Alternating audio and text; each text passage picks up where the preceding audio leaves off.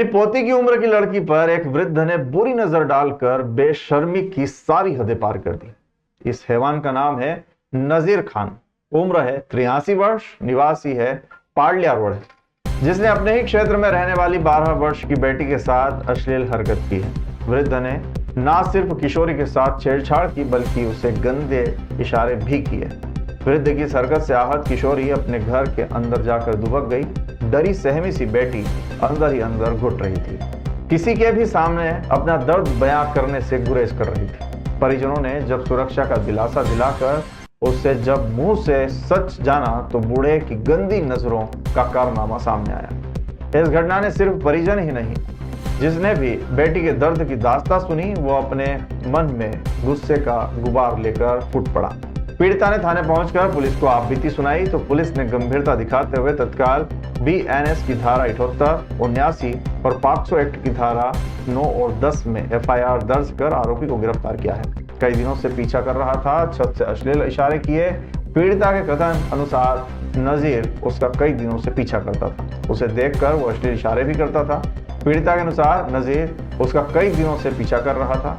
2 जुलाई की शाम को तो उसने इंसानियत की सारी हदें पार कर दी। अपने घर की छत से उसने बच्ची को अश्लील इशारे की। नजीर की हरकतों से सहमी बालिका अपने घर के अंदर भाग गई। पुलिस बोली, बच्चों को सुपर हीरो की कहानी से गुड टच बैड टच सिखाएं। एसआई योगिता उपाध्याय ने कहा, बच्चों को डॉल टेडी बियर की मदद से गुड टच बैड टच सिखाएं या इस पर आधारित कहानी सुनाएं, ताकि परेशानी की स्थिति में बच्चा अपने माता पिता को मन की बात बता सके। उन्हें यह भी सिखाएं कि शरीर के कौन से अंग को नहीं छूना चाहिए। सुपर हीरो गेम बच्चों को बताए कि वे खुद के सुपर हीरो हैं। अगर उन्हें कोई गलत तरह से टच करे, सुपर हीरो की तरह खुद की रक्षा करें और मदद के लिए भरोसेमंद बड़े को बुलाएं। बच्चों को बार बार ये समझाएं कि उनका शरीर उनका है और किसी को भी उनके निजी हिस्सों को छूने का अधिकार नहीं है। थाना नागदा में कल एक प्रकरण पंजीबद्ध हुआ जिसमें नाबालिग लड़की को 83 वर्ष के बुजुर्ग व्यक्ति द्वारा प्रताड़ित छेड़छाड़ करने का मामला सामने आया था, जिसमें हमने पीड़िता तथा पीड़िता की मां के द्वारा रिपोर्ट दर्ज कर अपराध पंजीबद्ध किया, जिसमें हमने बीएनएस की धारा 75, 78 तथा पोस्को की धारा 9/10 की धाराओं में अपराध पंजीबद्ध किया था, जिसमें हमने पीड़िता और तथा उसके मां के माननीय न्यायालय में धारा 183 के कथन भी कराए गए हैं तथा उक्त आरोपी जो 83 वर्ष के थे उनको गिरफ्तार करके आज माननीय न्यायालय के समक्ष पेश किया है। खाचरोद थाना पर सनसनीखेज मामला सामने आया था, जिसमें घिनौदा में हिंदू संगठनों की सतर्कता से घिनौदा के गायत्री रेस्टोरेंट में नागदा निवासी साहिल नाम के युवक को एक लड़की के साथ आपत्तिजनक हालत में एक कमरे में पकड़ा था, जो लव जिहाद के रूप में सामने आया। लड़की ने थाने में ब्लैकमेलिंग कर गलत काम करने का आरोप लगाया है। खाचरोद पुलिस ने लड़की के बयान पर मामला दर्ज कर आरोपी साहिल को गिरफ्तार कर लिया है। हिंदू संगठनों ने रेस्टोरेंट संचालक पर कार्रवाई की मांग की है। मामले में खाचरोद थाना में निरीक्षण के दौरान साहिल से एसपी शर्मा ने पूछताछ भी की। एसपी शर्मा ने रेस्टोरेंट पर कार्रवाई पर मीडिया के सवाल पर बताया कि सभी थाना क्षेत्र के होटल की चेकिंग की बात कही, साथ ही स्कूलों और कॉलेजों में अपराध के बारे में आमजन को जागरूक किया जाए। वहीं एसपी शर्मा ने उक्त ढाबा संचालक पर और ढाबा पर कार्रवाई के बारे में जानकारी चाही तो उन्होंने होटलों, जिम आदि पर चेकिंग करने की बात कही।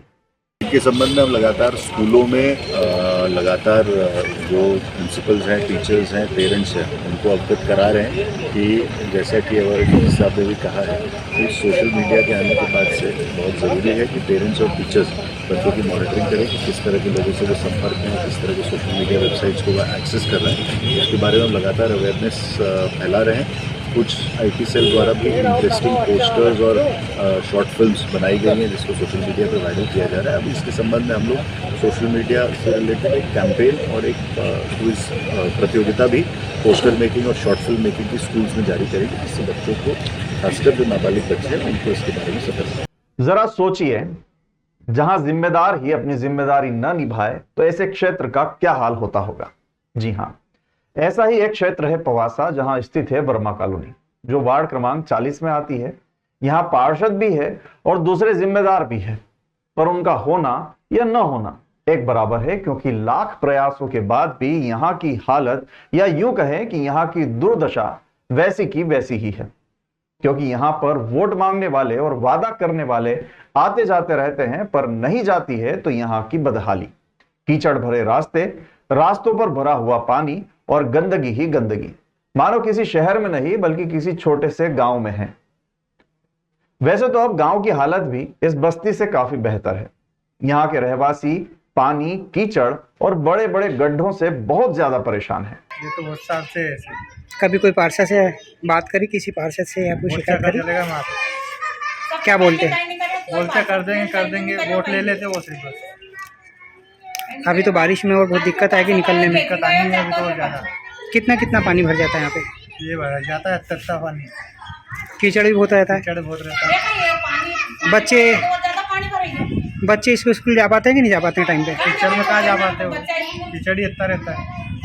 ना तो यहाँ के लोग समय पर काम धंधे पर जा पाते हैं और ना ही स्कूल जाने वाले बच्चे समय पर स्कूल पहुंच पाते हैं, क्योंकि पूरी ही कॉलोनी में लोगों को निकलने या यूं कहें कि बच्चों को भी स्कूल जाने के लिए कोई रास्ता यहाँ पर ठीक से नहीं मिल पाता है।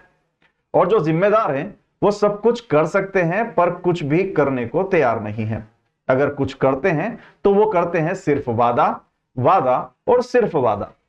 अब आप ही सोचिए, क्या वादों से कीचड़ साफ हो सकता है? नहीं ना।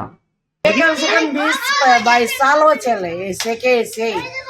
पार्षद से बात करी आपने? पार्षद से भी कर ली, हम सब दूर से कर ली, कि एक ही रोना रहता है। निगम सभापति से मिले आप? कलावती यादव जी से? वो तो यहाँ पे आई थी, पूजा पाठ करके गई। कब की बात है? ऐसा का ऐसा ही है। परेशानी आती है आपको यहाँ से निकलने में? अरे देख, मेरा पैर भी तो ऐसा होगा गिर के रोड की वजह से, बहुत जोर से गिर गई थी मैं यहाँ पे। यहाँ के रहवासियों का कहना है कि हमने कई बार पार्षद और अन्य जिम्मेदारों से यहाँ की शिकायत दर्ज करवाई है, पर हमारी कोई भी सुनने वाला नहीं है और हम आज भी बहुत परेशानी के साथ आना जाना करते हैं और आए दिन इन परेशानियों से रूबरू होते रहते हैं। अब चाहिए कि जल्द ही हमारी कोई सुनवाई हो और इस समस्या से हमको निजात मिल सके। 20 साल हो गया, 20-25 साल हो गया हमारे में रहते रहते। आपने पार्षद से शिकायत करी थी, पर कोई भी सुनाई नहीं कर रहा। सब कम से कम 5-6 बार चली गई इनके साल में, पर कोई सुनाई नहीं कर रहा। बस हाँ करेंगे बस बोल के फिर पाचा ऐसा दे जाएगी। बारिश में बाहर नहर निकलने में, आपको निकलने में परेशानी आती है? बाहर निकलने में दिक्कत इतनी आई रही कि घर में भी टाइल्स लगी हुई थी, कीचड़ में नटू गड़ी जाए, नटू मैंने छोड़ा चुजों से नहीं निकलाई नहीं निकले तो कपड़ा उड़ा भी नटू गंदा हो जाए, कहीं ऐसा कैसे ही अंदर जाए घर में पाचा। मुख्यमंत्री डॉक्टर मोहन यादव का 10 जुलाई को कालिदास संस्कृत एकेडमी में आयोजित होने वाले राज्य स्तरीय निषाद राज सम्मेलन और प्रशिक्षण 2025 कार्यक्रम में मुख्य अतिथि के रूप में सम्मिलित होना प्रस्तावित है।